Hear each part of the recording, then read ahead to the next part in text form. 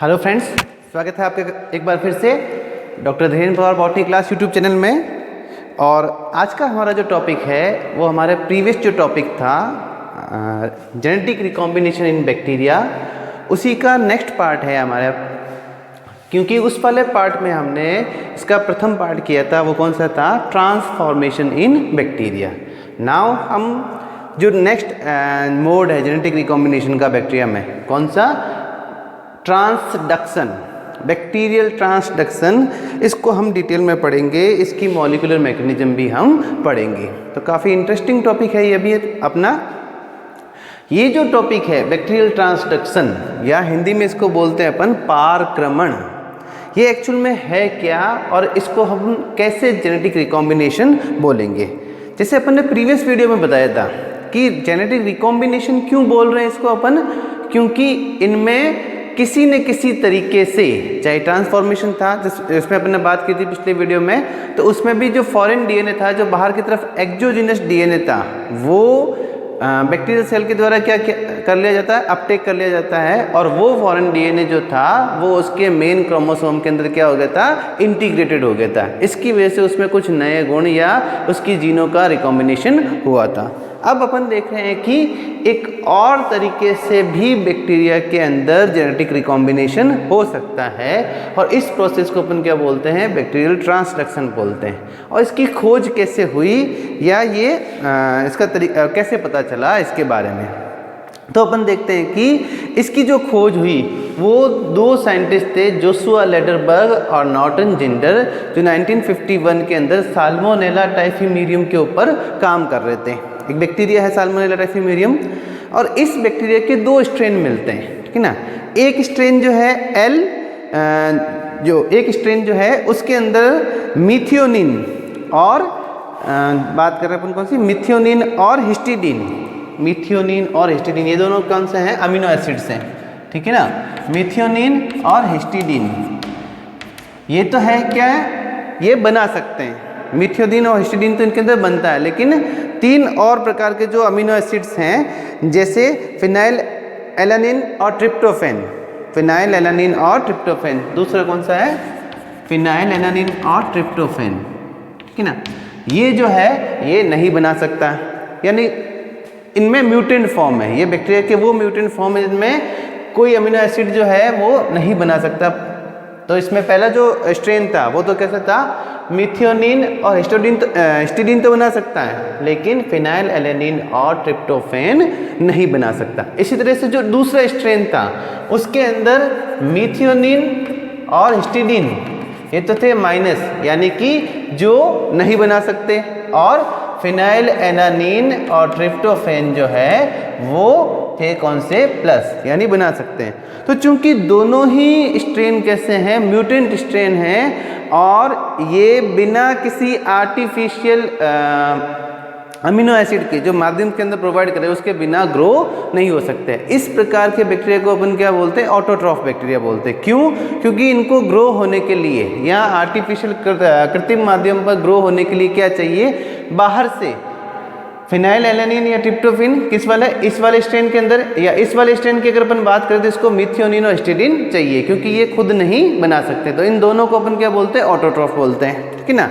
लेकिन जब उन्होंने एक एक्सपेरिमेंट के अंदर इन दोनों बैक्टीरिया को, यानी कि पहला बैक्टीरिया, पहला स्ट्रेन जिसमें मिथियोनिन और हिस्टिडीन तो बना सकता है, लेकिन फिनाइल एलानिन और ट्रिप्टोफैन नहीं बना सकता, और दूसरा जिसमें मिथियोनिन और हिस्टिडीन नहीं बना सकता, लेकिन फिनाइल एलानिन और ट्रिप्टोफैन बना सकता है वो।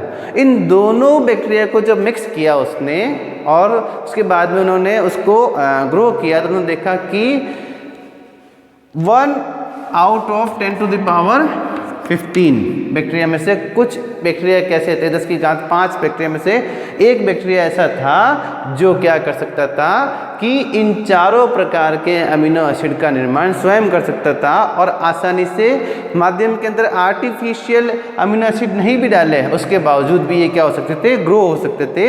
ऐसे बैक्टीरिया को अपन क्या बोलते हैं? प्रोटोट्रॉफ बोलते हैं, ठीक है ना।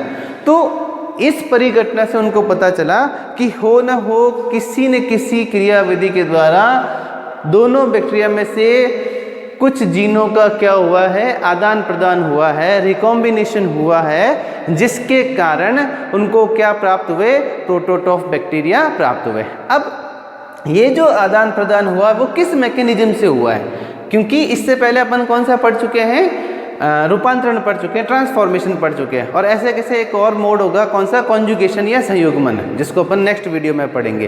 तो उन्होंने ये देखा कि ये दोनों जो है, ये जो बैक्टीरिया जो है रिकॉम्बिनेंट हुए, ये किस मेथड से हुए, आइदर ट्रांसफॉर्मेशन से हुआ या आइदर कॉन्जुगेशन से, क्योंकि उस वक्त ट्रांसडक्शन का पता नहीं था, ठीक है ना। तो उन्होंने उसके लिए एक एक्सपेरिमेंट और किया, क्या किया कि एक यू ट्यूब ली और इस यू ट्यूब के को बीच में से सेपरेट कर दिया एक ऐसी झिल्ली के द्वारा जिसमें से बैक्टीरिया जो है एक दूसरे से पार नहीं जा सकते हैं, यानी कि उसकी जो पोर साइज थी वो पोर साइज इतनी छोटी है जिसमें से बैक्टीरिया इधर से उधर नहीं जा सकते यू ट्यूब के अंदर, ठीक है ना। ये इस तरह का यूट्यूब एक्सपेरिमेंट किया जिसमें यहाँ झिल्ली लगा दी और एक तरफ तो उन्होंने कौन सा, पहले वाला स्ट्रेन, और दूसरी तरफ उन्होंने दूसरे वाला स्ट्रेन डाल दिया। अब उन्होंने देखा कि इसके और इसके साथ में इसमें कुछ एंजाइम भी डाल दिए, डीएनएज एंजाइम, ताकि अगर बाहर की तरफ एक्सोजीनस कोई डीएनए हो तो वो डीएनए क्या हो जाए, नष्ट हो जाए। उसके बावजूद भी उनको क्या प्राप्त हुए, प्रोटोटॉफ बैक्टीरिया प्राप्त हुए। तो इससे उनको ये पता चल गया कि ये कॉन्जुगेशन भी नहीं है और ट्रांसफॉर्मेशन भी नहीं है। क्यों? क्योंकि अगर ट्रांसफॉर्मेशन होता तो बाहर की तरफ जो डीएनए होता जो सॉल्यूशन के अंदर, वो तो किससे नष्ट हो जाता है, डीएनएज एंजाइम से। और अगर ये कॉन्जुगेशन होता तो कॉन्जुगेशन हो ही नहीं सकता। क्यों? क्योंकि बीच में क्या है, झिल्ली है। इसकी वजह से दोनों प्रकार के बैक्टीरिया में कोई फिजिकल कांटेक्ट नहीं हो सकता, कोई कॉन्जुगेशन ट्यूब नहीं बन सकती। इसका मतलब कोई थर्ड मोड ऑफ एक्शन है, ना तो वो ट्रांसफॉर्मेशन था ना ही वो कॉन्जुगेशन था, बल्कि इसके अलावा भी कोई मोड था जिसके द्वारा क्या हो रहा है, ये जो बैक्टीरिया है वो प्रोटोटॉफ बैक्टीरिया उनको प्राप्त हो रहे थे। बाद में ये पता लगा कि ये जो है वो एक ऐसे छन सकने वाले कारक जो इस झिल्ली से होकर भी गुजर सकते हैं। और चूंकि उस वक्त तक एंड्रेलॉफ जो थे उन्होंने भी प्रयोग किए, तो उनको ये पता चला कि ये कैसा है, वायरस की वजह से। ये किसकी वजह से हो रहा है, वायरस की वजह से। जो कुछ बैक्टीरिया के ऊपर क्या करते हैं, ग्रो करते हैं, इनको अपन बैक्टीरियोफेज बोलते हैं, हिंदी में बोलते हैं जीवाणु भोजी, जीवाणुओं का भक्षण करने वाले बैक्टीरियोफेज। और ऐसे बैक्टीरियोफेज वायरस जो है, वो वायरस चूंकि उनकी साइज बहुत छोटी होती है, वो इस झिल्ली से इधर से उधर जा सकते हैं। तो उन्होंने ये अनुमान लगाया कि हो न हो ये जो बैक्टीरियोफेज, ये जो वायरस है, वो किसी न किसी मेथड से क्या कर रहे हैं, एक दूसरे बैक्टीरिया के जीन्स को ट्रांसफ़र कर रहे हैं, जीन्स का आदान प्रदान कर रहे हैं किसी मैकेनिज्म से, और इसी कारण से उनको क्या प्राप्त हुए, प्रोटोटॉफ प्राप्त हुए। तो इस परिघटना को उन्होंने क्या बोला, ट्रांसडक्शन बोला, पारक्रमण बोला। नाउ बाद में अपन देखते हैं कि 1965 के अंदर के इकेडा और जे टोमीजावा जो थे, इन दोनों ने ये पता लगाया कि ये जो हो रहा है वो जो वायरल है, बैक्टीरियोफेज जो है, वो बैक्टीरियोफेज क्या करता है, बैक्टीरिया सेल के अंदर जाकर वहाँ होस्ट सेल जो है, यानी बैक्टीरिया की जो सेल्स है, उसमें से उसके डीएनए को तोड़ देता है और बाय मिस्टेक उसका कोई एक खंड या एक टुकड़ा जो है बैक्टीरियोफेज के हेड के अंदर चला जाता है। और फिर ये जब नए बैक्टीरिया को इन्फेक्ट करता है तो वहाँ जाकर इस फॉरेन डीएनए को जो उसने पहले वाले बैक्टीरिया से लिया था, उस फॉरेन जीन को नए वाले बैक्टीरिया के क्रोमोसोम्स के साथ में जोड़ देता है। अभी अपन इसको डिटेल में समझे कि ये पूरा है क्या। अभी अपन केवल इंट्रोडक्शन की बात कर रहे हैं कि एक्चुअल में ट्रांसडक्शन है क्या और इसकी नींव कहाँ पड़ी, इसको किसने खोजा, ठीक है ना। तो अपन शुरुआत करते हैं सबसे पहले कि एक्चुअल में बैक्टीरियोफेज क्या है, किस प्रकार से उसके साइकिल्स होते हैं, और लाइसोजेनी क्या है, लाइटिक चक्र क्या है।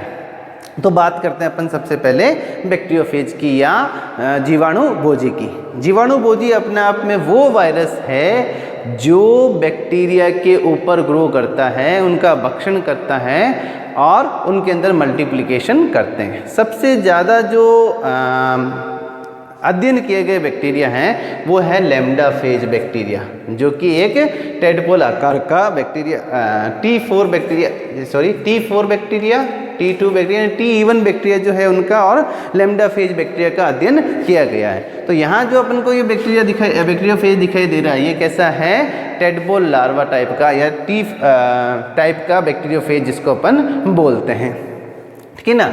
और फर्स्ट ईयर के अंदर तुमने इस बैक्टीरिया फेज की जो है वो संरचना पढ़ी होगी कि बैक्टीरिया फेज कैसा होता है, जिसमें 3 पार्ट होते हैं।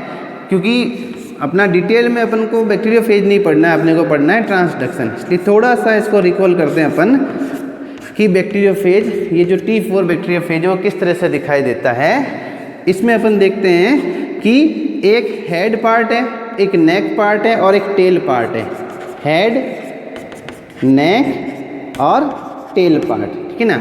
हेड पार्ट जो है वो प्रोटीन का बना होता है और छोटी छोटी इकाइयों से, जिसको अपन कैप्सिड बोलते हैं। और इसके अंदर की तरफ क्या मौजूद होता है, इसका जेनेटिक मटेरियल मौजूद होता है, जिसको अपन डीएनए या आरएनए, क्योंकि वायरस में दोनों हो सकते हैं, या तो डीएनए हो सकता है या आरएनए हो सकता है। और नीचे की तरफ एक शीट से जुड़ा हुआ क्या होता है, नेक होता है, और कुछ टेल फाइबर्स होते हैं, 6 टेल फाइबर, जो कि एक प्लेट से जुड़े हुए होते हैं। ये तो है बैक्टीरिया फेज की स्ट्रक्चर।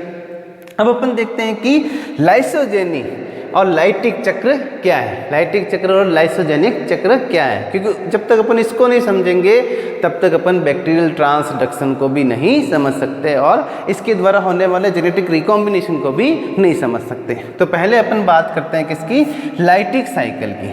अब इसको अपन और बैक में लेकर जाते हैं 1920 तक। जो बैक्टीरिया था वो, उनमें से साइंटिस्ट ये जानते थे कि कुछ बैक्टीरिया ऐसे हैं जो लाइसिस हो जाते हैं, यानी कि जो मीडियम है उस मीडियम के ऊपर ग्रो नहीं होते हैं, एकदम लाइसिस। और कुछ बैक्टीरिया कैसे होते हैं, रेसिस्टेंट होते हैं, जो लाइसोजेनी का गुण नहीं प्रदर्शित करते हैं, लाइटिक का गुण प्रदर्शित नहीं करते हैं।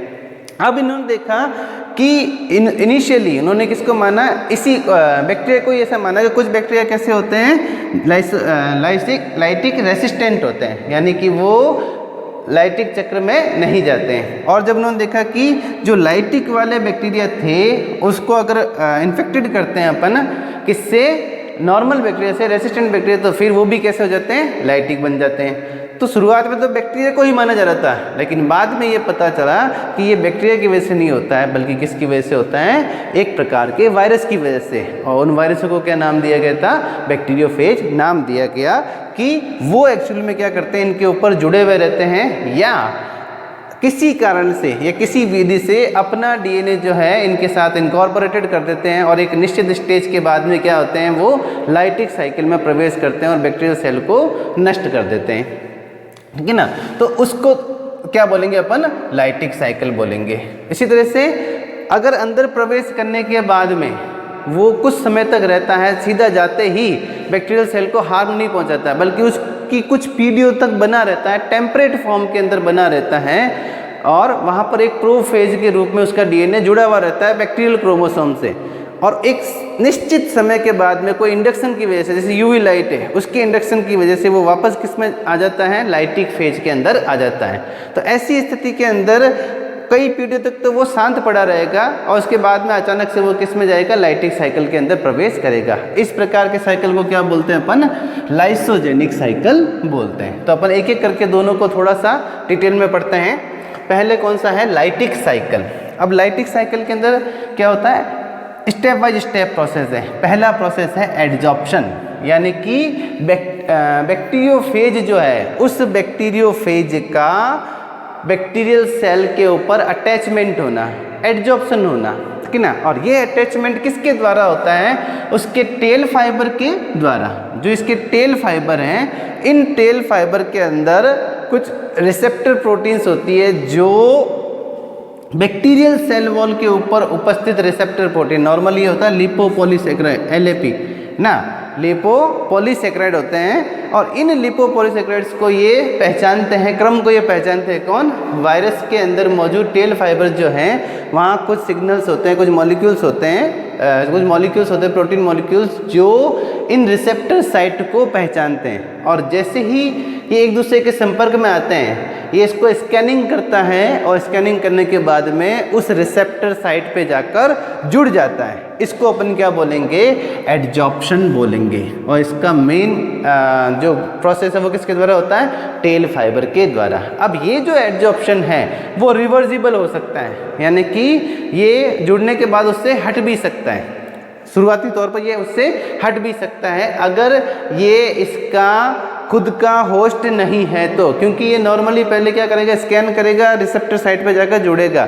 उस समय तक अगर ये इसका होस्ट नहीं है तो रिवर्सिबल हो सकता है, इससे डिटैच भी हो सकता है, वापस अलग हो सकता है। लेकिन एक बार इसने पहचान कर ली अपने होस्ट की, तो उसके बाद में इसकी जो टेल प्लेट है, ये जो हेक्सागोनल टेल प्लेट है, इस टेल प्लेट के द्वारा ये सेल वॉल के ऊपर, बैक्टीरियल सेल वॉल के ऊपर बहुत मजबूती से जुड़ जाता है और अब ये रिवर्सिबल नहीं होगा। एक बार जुड़ने के बाद में ये रिवर्सिबल नहीं होता है। अब नेक्स्ट स्टेज में अपन देखते हैं पेनिट्रेशन। ये तो था कौन सा पहला स्टेप, एडजॉर्प्शन। नेक्स्ट स्टेप में देखते हैं अपन पेनिट्रेशन। पेनिट्रेशन कैसे करेगा, जैसे ही ये बैक्टीरियल सेल के ऊपर जुड़ता है उसके बाद में कुछ एंजाइम जैसे लाइसोजाइम है, ये लाइसोजाइम सिक्रीट करता है, जिससे बैक्टीरियल सेल जो है वहाँ से गल जाती है या टूट जाती है और वहाँ पर एक छिद्र बन जाता है, छेद बन जाता है, पोर बन जाता है, ठीक है ना। और इस छिद्र से अब ये क्या करेगा, जो अपनी शीथ है इस शीथ को बिल्कुल कंप्रेस करेगा, जस्ट लाइक इंजेक्शन के जैसे। जैसे इंजेक्शन में कैसे होता है, पीछे से कंप्रेस करके अपन देखते हैं कोई चीज़ बाहर आ जाती है, बिल्कुल ऐसे कैसे ये शीट क्या होगी, कंप्रेस होगी। और कंप्रेस होने की वजह से इसके सिर के अंदर मौजूद जो डीएनए है वो डीएनए किसके अंदर आ जाएगा, बैक्टीरियल सेल के अंदर आ जाएगा। इसको कहेंगे अपन पेनिट्रेशन या entry of phage DNA into the host cell और बैक्टीरियल सेल है। एक बार ये एंट्री कर दिया, अब यहाँ अपन देखते हैं अलग अलग बैक्टीरियोफेज के अंदर जो प्रोटीन कोट है वो अंदर जा भी सकता है और नहीं भी जाता। नॉर्मली अपन T4 की बात करें तो इसमें प्रोटीन कोड जो है वो बाहर रह जाता है, केवल क्या जाता है अंदर, डीएनए जाता है। लेकिन कुछ बैक्टीरियोफेज जैसे M13 है, FD है, M13 है, इन बैक्टीरियोफेज के अंदर अपन देखते हैं कि पूरा का पूरा प्रोटीन कोड जो है वो भी अंदर की तरफ चला जाता है और बाद में वहाँ जाकर प्रोटीन कोड तो क्या हो जाता है, डिस्ट्रॉय हो जाता है और इसका जो डीएनए है वो मुक्त हो जाता है किसमें, बैक्टीरिया के साइटोप्लाज्म के अंदर। तो ये तो हुआ दूसरा स्टेप। देन तीसरा स्टेप है conversion of host cell into virus cell या वायरस एनवायरनमेंट। क्या मतलब हुआ इसका, कि जो होस्ट सेल है उस होस्ट सेल को कन्वर्ट कर देता है, ये अपने लिए अपने अकॉर्डिंग कन्वर्ट कर देता है। क्यों, क्योंकि अभी तक तो बैक्टीरियल सेल किसके लिए काम कर रही थी, बैक्टीरिया के डीएनए के लिए काम कर रही थी।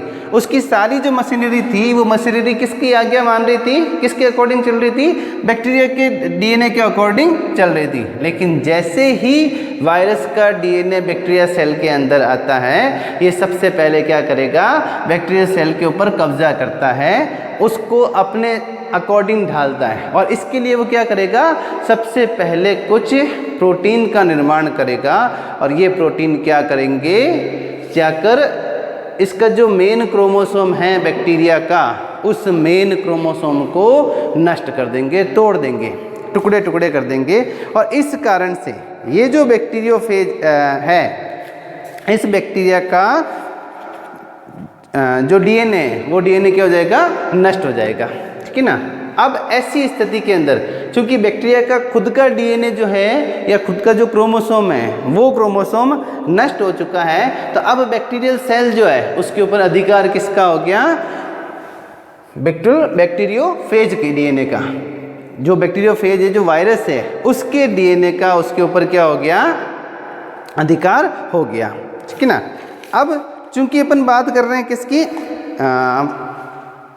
ट्रांसडक्शन की, तो इसमें अपन देख रहे हैं कि जो बैक्टीरिया का खुद का डीएनए था वो तो नष्ट हो चुका है। इसको एक कॉमन एग्जांपल से समझते हैं अपन, बिल्कुल सिंपल एग्जांपल से, ताकि आपको इजीली समझ में आए कि कैसे ये काम कर रहा है। मान लो हमारा घर है, उस घर के अंदर कोई चोर डाकू आ गए, ठीक है ना, और वो चोर डाकू क्या करते हैं, घर के अंदर आते ही सबसे पहले काम क्या करेंगे, घर वालों को बंधक बनाएंगे, ताकि उस घर पर किसका अधिकार हो जाए, अब उन चोर लुटेरों का, उन डाकुओं का, ठीक है ना। और अब वो जो चाहे उस घर के अंदर अपने अकॉर्डिंग कर सकते हैं, अपने अकॉर्डिंग वो चाहे तो कर सकते हैं। जैसे उनके किचन में जाकर उनको खाना बनाना है तो वो अब खुद खाना बना सकते हैं, अपने अकॉर्डिंग बना सकते हैं। जस्ट लाइक ऐसा ही है कि ये जो बैक्टीरियोफेज है इसका डीएनए जैसे ही अंदर आता है, इसका पहला काम क्या है, बैक्टीरिया के खुद के डीएनए को तोड़ देना, ताकि अब इस बैक्टीरिया की जो सेल है इसका जितना भी रॉ मटेरियल है वो अपने लिए काम में ले सके, खुद के लिए काम में ले सके। इसके लिए अपन देखते हैं कि वो बैक्टीरिया की जो साइटोसिन है उस साइटोसिन को क्या कर देता है, तोड़ देता है, उस साइटोसिन को नष्ट कर देता है। इस कारण से बैक्टीरिया का डीएनए वापस नहीं बन पाता। ठीक है ना। अब नेक्स्ट स्टेज के अंदर क्या होगा, ये तो हो गया कौन सा, conversion of host cell. Next step synthesis of phage nucleic acid. एक बार बैक्टीरियल सेल का डीएनए नष्ट हो गया तो अब पूरी की पूरी सेल किसके कब्जे में है, बैक्टीरियल डीएनए के कब्जे में है। तो अब इसके खुद के जो आरएनए मैकेनिज्म है, आरएनए उसका खुद का जो आरएनए है, या कई बार इसका जो डीएनए है वो बैक्टीरियल आरएनए पॉलीमरेज जो है उसको यूज में लेकर क्या बनाता है, खुद के लिए आरएनए एमआरएनए का निर्माण करता है। और इसी तरह से इसके जो या ऑल्ट्रेशन कर देता है किसके अंदर, बैक्टीरिया के जो पॉलीमरेज एंजाइम है उसके अंदर ऑल्ट्रेशन कर देता है, ताकि वो अब बैक्टीरिया के लिए नहीं बल्कि इसके लिए किसका निर्माण करें, जीन्स का, इसके लिए डीएनए का या आरएनए का निर्माण करे। ठीक है ना। तो अब ये क्या करेगा, नेक्स्ट स्टेज में सारे पार्ट बनाएगा, खुद के पार्टिकल्स बनाएगा, खुद के डीएनए की या आरएनए की कॉपी करेगा और साथ में अपने समान प्रोटीन का निर्माण करेगा। ठीक है ना। और नेक्स्ट स्टेज में क्या होगा, जब लास्ट स्टेज में, जब एक बार तो सिंथेसिस हो गया, नेक्स्ट स्टेज में क्या करेगा ये, assembly of new phase particle, यानी कि जितने भी इसने फेज पार्टिकल बनाए अंदर की तरफ, जो भी प्रोटीन, डीएनए, आरएनए जो भी बनाया ऐसा खुद का, ठीक है ना, उन सबको असेंबल करके क्या बनाएगा, वापस वायरस पार्टिकल बनाएगा। और नेक्स्ट स्टेप के अंदर क्या करेगा, जब एक बार सफिशिएंट अमाउंट में अंदर बैक्टीरियल सेल में कई सारे वायरस पार्टिकल बन जाएंगे, वायरस बन जाएंगे, न्यू वायरस, तो ये क्या करेगा, बैक्टीरियल सेल को नष्ट करेगा, लाइसिस करेगा, उसको वापस क्या हो जाएगा, लाइसोजाइम एंजाइम सीक्रेट करेगा, जिससे बैक्टीरियल सेल वॉल जो है नष्ट हो जाएगी, फट जाएगी बैक्टीरियल सेल, और सारे के सारे बैक्टीरियोफेज क्या हो जाएंगे, बाहर की तरफ निकल जाएंगे। अब ये तो हुआ लाइटिक चक्र, किसका, बैक्टीरियोफेज का लाइटिक चक्र। ठीक है। अपन करें कि इस चक्र के द्वारा या बैक्टीरियोफेज के जो रेप्लिकेशन है, जो नॉर्मल बैक्टीरियोफेज का मोड ऑफ रेप्लिकेशन है, ये जो इसके अंदर ट्रांसडक्शन कहाँ हुआ, इसके अंदर जेनेटिक रिकॉम्बिनेशन कैसे हुआ एक बैक्टीरिया से दूसरी बैक्टीरिया के अंदर, ठीक है ना। तो यहाँ अपन बात करेंगे किसके, इसके लाइसोजेनिक साइकिल की बात करेंगे, ठीक है ना, कि लाइसोजेनिक साइकिल कैसे काम आएगा। इसके अलावा पहले अपन बात करते हैं कि ये ट्रांसडक्शन कैसे करेगा। अब यहाँ अपन देखते हैं कि जिस समय इसकी असेंबलिंग हो रही होती है, जिस समय इसकी असेंबलिंग हो रही होती है, उस समय बाय मिस्टेक या क्या करता है, किसी कारण से कुछ बैक्टीरिया के जो न्यूक्लियोटाइड है, जो कि अभी साइटोप्लाज्म के अंदर मौजूद है, वो बैक्टीरियल न्यूक्लियोटाइड जो है इसके हेड के अंदर क्या हो जाते हैं, पैकेज हो जाते हैं, पैक हो जाते हैं। नॉर्मली क्या पैक होना चाहिए, वायरस का जीनोम या वायरस के जीन्स पैक होने चाहिए, लेकिन बाय मिस्टेक कुछ जीन्स जो बैक्टीरिया के हैं, न्यूक्लियोटाइड जो टुकड़े टुकड़े टूटे हुए थे, वो किसके अंदर इनकॉर्पोरेटेड हो जाते हैं, या पैकेज किस में हो जाते हैं, बैक्टीरियोफेज के हेड के अंदर पैकेज हो जाते हैं। और जब कभी भी ऐसे बैक्टीरियोफेज जिसके अंदर क्या मौजूद है, बैक्टीरिया का डीएनए मौजूद है, वो जब किसी न्यू बैक्टीरिया को इन्फेक्ट करेगा, जब किसी न्यू बैक्टीरिया को इन्फेक्ट करेगा, तो जैसे ही वो उसके अंदर ये डीएनए डालेगा, और ये डीएनए कैसा होगा, अब बैक्टीरिया का डीएनए,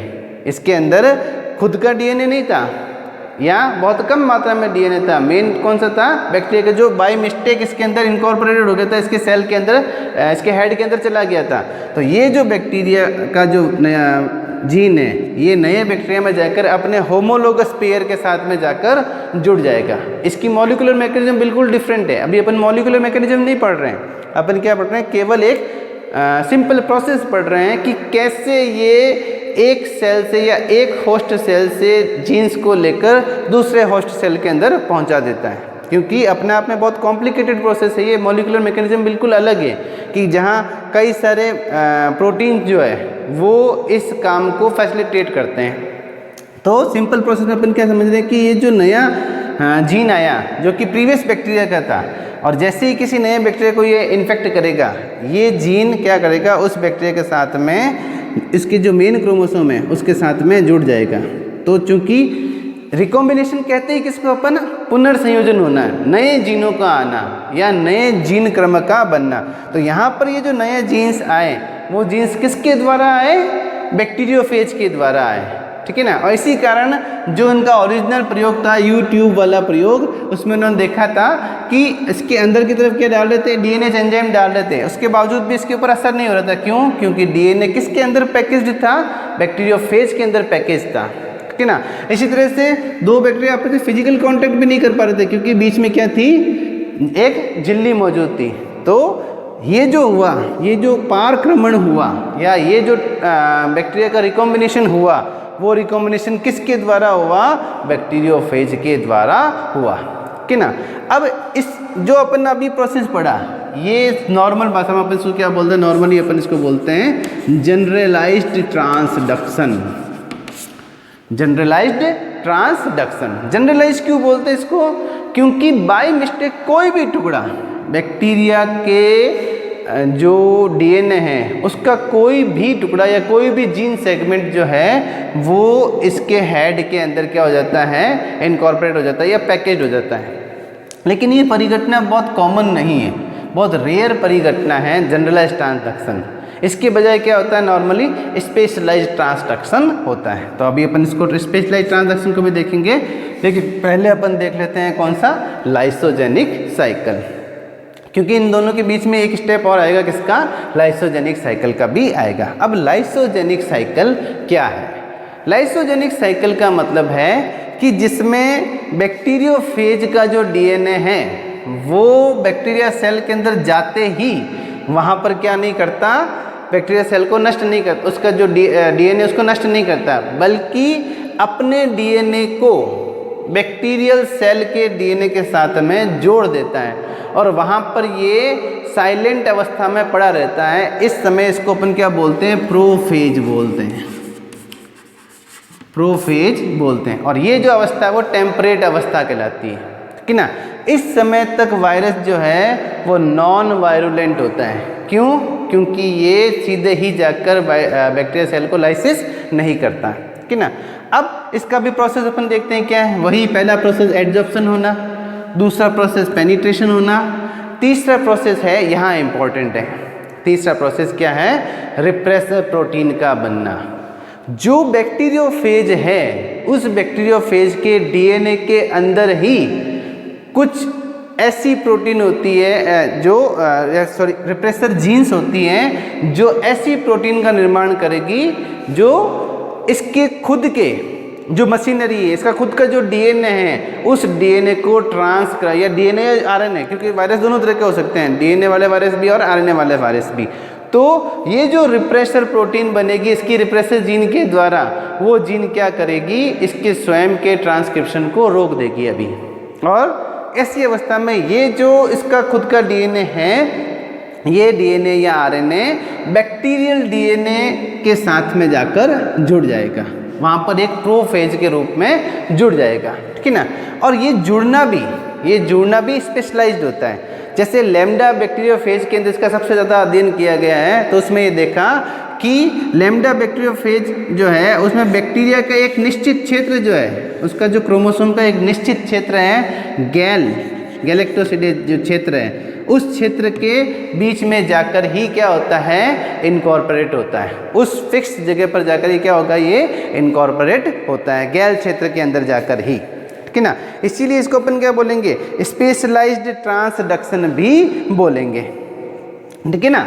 अब एक बार तो क्या हुआ, ये रिप्रेसर प्रोटीन बनने के कारण बैक्टीरियोफेज का जो वायरस है वो अभी ट्रांसक्राइब नहीं होगा, किसके साथ जुड़ा हुआ रहेगा, बैक्टीरिया के मेन क्रोमोसोम के साथ में प्रोफेज के रूप में जुड़ा हुआ रहेगा। और यहाँ पर ये बैक्टीरिया की कई पीढ़ी तक बना रह सकता है, क्योंकि अपन जानते हैं बैक्टीरिया 1 या 2 मिनट में क्या हो जाता है, डबल हो जाता है। तो इसका कई पीढ़ी बनने का मतलब 10-15 मिनट में इसकी कई सारी पीढ़ियाँ बन जाती है।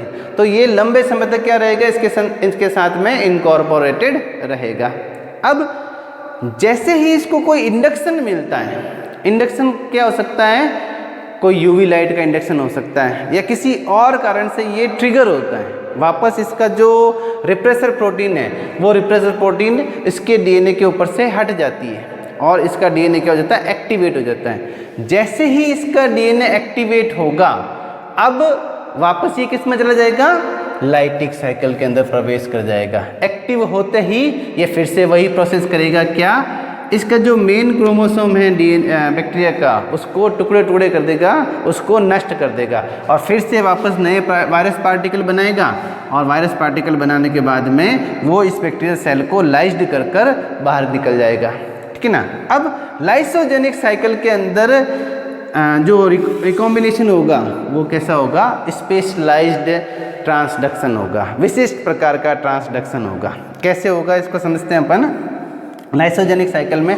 अभी अपन ने बताया कि लाइसोजेनिक साइकिल के अंदर जब ये इंटीग्रेटेड होता है, यानी कि फेज का डीएनए जो है वायरस का जो डीएनए है बैक्टीरियल डीएनए की हर जगह पर जाकर नहीं जुड़ता है, बल्कि एक निश्चित जगह को पहचानता है, उस निश्चित जगह पर जाकर ही जुड़ता है। और वो निश्चित जगह कौन सी है, गैल रीजन जो है इसका, बैक्टीरिया का गैल रीजन, इसके जो डीएनए का गैलेक्टोसिडेज वाला रीजन है, क्षेत्र जो है, उस गैलेक्टोसिडेज और बायो दो क्षेत्र है इसका, गैलेक्टोसिडेज और बायो रीजन, इन दोनों को पहचानता वो और इस जगह पर जाकर ही क्या होगा, अटैच होगा, इस जगह पर जाकर ही अटैच होगा, ठीक है। अब लंबे समय तक तो ये किस रूप में रहेगा, टेम्परेट रूप में रहेगा, लेकिन जब कभी भी ये लाइटिक साइकिल में प्रवेश करेगा, यानी इंडक्शन के बाद किसी भी कारण से इंड्यूस हो सकता है, जैसे यूवी लाइट है उसके द्वारा इंड्यूस हुआ, तो ये जो इसका वायरल डीएनए था वो वापस क्या हो जाएगा, एक्टिवेट हो जाएगा और एक्टिवेट होकर ये वापस किससे होगा, बैक्टीरिया के डीएनए से अलग होगा, बैक्टीरिया के क्रोमोसोम से अलग होगा। अब 99% तो ये क्या होगा, बिल्कुल स्पेशलाइज्ड मैनर के अंदर बिल्कुल करेक्ट मोड में होगा, यानी कि जिस जगह से जुड़ा था वापस उस जगह से टूटता है और क्या बनाएगा, वायरस का डीएनए बनाएगा। लेकिन कई बार ऐसा होता है कि ये इससे परे जाकर, यानी कि जिस जगह से जुड़ा उस जगह से नहीं टूटकर उससे लेफ्ट या राइट बॉर्डर परे जाकर, लेफ्ट बॉर्डर या राइट बॉर्डर से परे जाकर क्या करता है, टूट जाता है या कई किलो बेस आगे से टूटता है। तो ऐसी स्थिति में क्या होगा, बैक्टीरिया का डीएनए भी इसके साथ में चला जाता है। ध्यान देना, क्योंकि अपन किसकी बात कर रहे हैं, जेनेटिक रिकॉम्बिनेशन की बात कर रहे हैं। तो रिकॉम्बिनेशन का मतलब मकसद कभी पूरा होगा, जब एक बैक्टीरिया से कुछ जीन्स उसकी दूसरे बैक्टीरिया में चली जाए जहां वो रिकॉम्बिनेंट हो। तो यहाँ अपन देख रहे हैं कि नॉर्मली ये क्या होता है, अपनी जगह से ही टूटता है, लेकिन कई बार ये अपनी जगह से बजाय कुछ आगे से या कुछ किलो बेस आगे से टूटता है या कुछ किलो बेस पीछे से टूटता है। तो ऐसी स्थिति में क्या होगा, बैक्टीरिया का डीएनए भी इसके साथ में चला जाएगा। और ऐसी स्थिति में जब कभी भी ये किसी नए बैक्टीरिया को क्या करेंगे, इन्फेक्ट करेंगे, और वहाँ जाकर ये लाइस स्थिति में जो बैक्टीरिया के डीएनए हैं, जो टुकड़े इसके साथ में चले गए थे, वो नए बैक्टीरिया के अंदर अपने होमोलोगस क्षेत्र में, यानी कि इसके जो पूरक क्रम हैं उन पूरक क्रमों पर जाकर जुड़ जाएगा। तो इस प्रकार का जो जेनेटिक रिकॉम्बिनेशन होगा उसको अपन क्या बोलेंगे, स्पेशलाइज्ड जेनेटिक रिकॉम्बिनेशन बोलेंगे, स्पेशलाइज्ड ट्रांसडक्शन बोलेंगे। क्यों स्पेशलाइज्ड बोल रहे हैं, क्योंकि ये स्पेसिफिक साइट को पहचानता है। वायरस का जो डीएनए था वो बैक्टीरिया की स्पेसिफिक साइट गैल रीजन और बायो रीजन को पहचानता है और उस रीजन पर जाकर ही उसके फ्लैंकिंग मतलब किनारे जो है, चाहे राइट बॉर्डर या लेफ्ट बॉर्डर, दोनों किनारों के ऊपर जो डीएनए सेगमेंट है बैक्टीरिया को, उसको लेकर बाहर निकला है और उसको नए बैक्टीरिया के अंदर जोड़ा है। इसीलिए इसको अपन क्या बोलते हैं, स्पेशलाइज्ड ट्रांसडक्शन बोलेंगे। तो ये जो आज का टॉपिक था अपना, वो टॉपिक किसके ऊपर था, बैक्टीरियल ट्रांसडक्शन के ऊपर था। और वो किसके द्वारा होता है, बैक्टीरियोफेज के द्वारा होता है, जो बैक्टीरिया की जीन्स को लेकर एक बैक्टीरिया से दूसरे बैक्टीरिया में क्या करता है, ट्रांसड्यूस करता है। इसीलिए इसको या ट्रांसलोकेट करता है, इसीलिए अपन इसको क्या बोलते हैं, ट्रांसडक्शन बोलते हैं। तो उम्मीद करता हूँ कि टॉपिक आपको पसंद आया होगा, डिटेल में समझ में आया होगा, क्योंकि मैंने कोशिश की है कि आपको फर्स्ट ईयर का भी थोड़ा सा बताएं कि वायरस क्या है, वायरस का साइकिल क्या होता है, रेप्लिकेशन कैसे होता है, लाइटिक साइकिल क्या है, लाइसोजेनिक साइकिल क्या है, और कैसे इन दोनों साइकिल के द्वारा जनरलाइज ट्रांसडक्शन और स्पेशलाइज ट्रांसडक्शन कंप्लीट होता है। तो अगर आपको वीडियो पसंद आया हो तो इसे लाइक कीजिए, शेयर कीजिए और कमेंट्स बॉक्स में अपने कमेंट्स जरूर लिखिए। नेक्स्ट वीडियो में अपन बात करेंगे किसकी, कॉन्जुगेशन की बात करेंगे।